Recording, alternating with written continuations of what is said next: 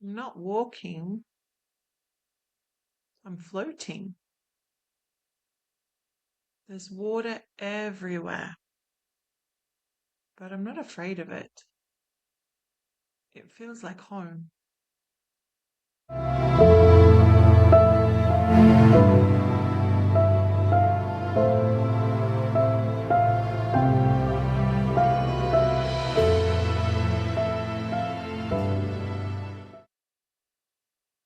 Welcome back to the Past Life Archives. I'm Kylie King, a hypnotherapist, life regressionist. These are real stories from my work with clients, shared with permission. Any names and identifying details have been changed for privacy. So, welcome.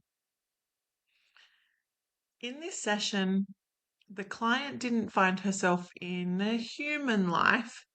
She wasn't on land. She wasn't in a body that was like ours. She was underwater, in a place that felt ancient, vast, quiet, a lost world beneath the surface, and what many people would call Atlantis. So when I asked what she looked like, she didn't describe legs. Instead, she described where her legs would be: a tail, smooth and strong, moving effortlessly through water.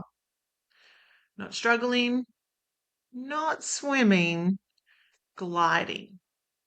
Like the water wasn't something around her, it was something that she was a part of, that she belonged to. It was her. So, in this area and in this water that she was gliding through, she described the light filtering down from above, structures in the distance, shapes that felt like buildings, but not human buildings, not like the buildings that we see today. They were more like an energy representation, not architecture. And around her, gliding through the water, were dolphins, moving in groups together, communicating without sound. She said she felt connected to them, and they weren't like pets. They weren't like below her or beneath her. They were as equals. It sounds nice, isn't it? Just gliding through the water with the light filtering above you with some dolphin friends.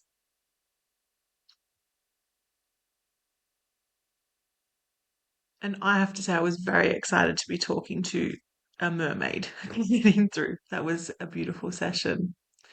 The strongest feeling in this session, it wasn't the wonder of everything. So I was super excited. Like, I'm talking to a mermaid. This is so cool. And she's gliding through water, and there's dolphins, and there's an underwater city. But I was in wonder. But for the client, the strongest feeling was more about freedom.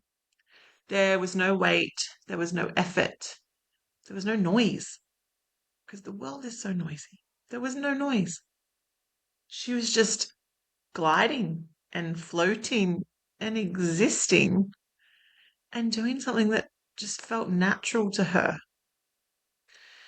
During the session, she said, I feel peaceful, I feel calm, and I feel like I can finally breathe.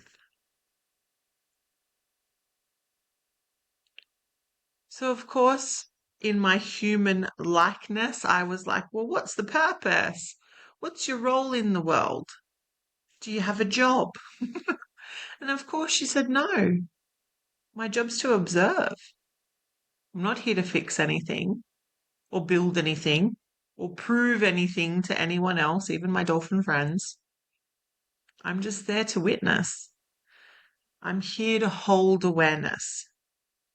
I'm here to simply just exist with the environment and to enjoy doing what I'm doing. Like, isn't that just beautiful? I'm not here to work lots of jobs. I'm not here to prove myself to my boss or my family or my friends.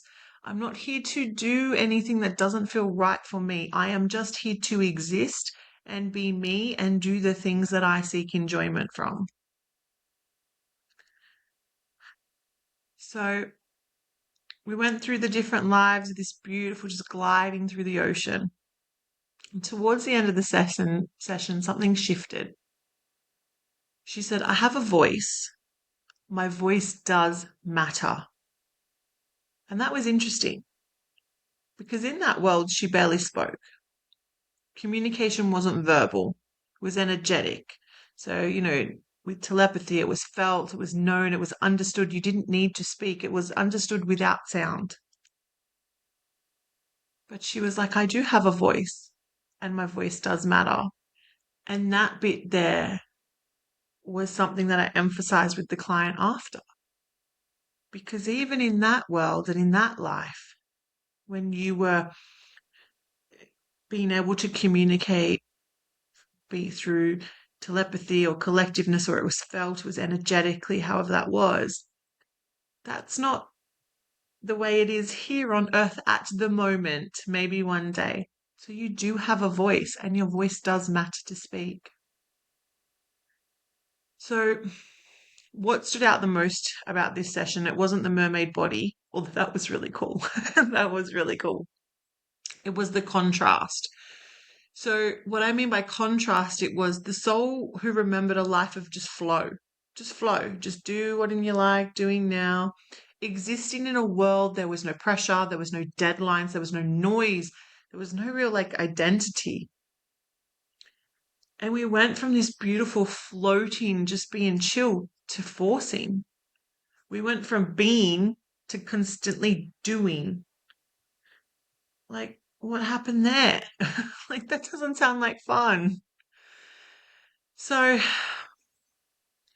maybe some people, and I like to always think, how can we integrate each of these stories? Because during these sessions, I know that my clients get the messages that they need, but I learn something. And this is why I've started to share these stories with you, to get on video and share them with you, is because I think it's so important and everyone can learn something from each of these stories, just like I have. So maybe some people feel drawn to the ocean for a reason. Maybe we're all mermaids. Maybe some people feel calmer in water than on land.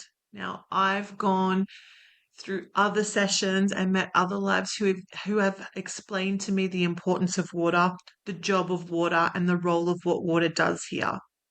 But in this instance, maybe people feel calmer in water.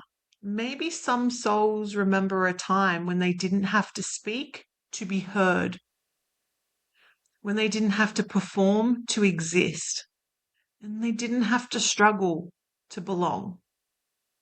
Maybe some of us aren't afraid of the depths because we've lived there before.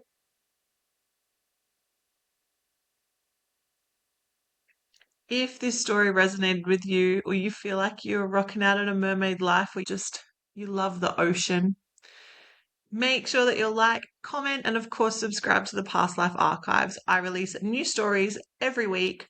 And if you've ever felt more at home in the ocean than on land, you might already know why. But if it's something that's itching and you want to have a discover, I'll pop all my business links down below so that you can book in your own session.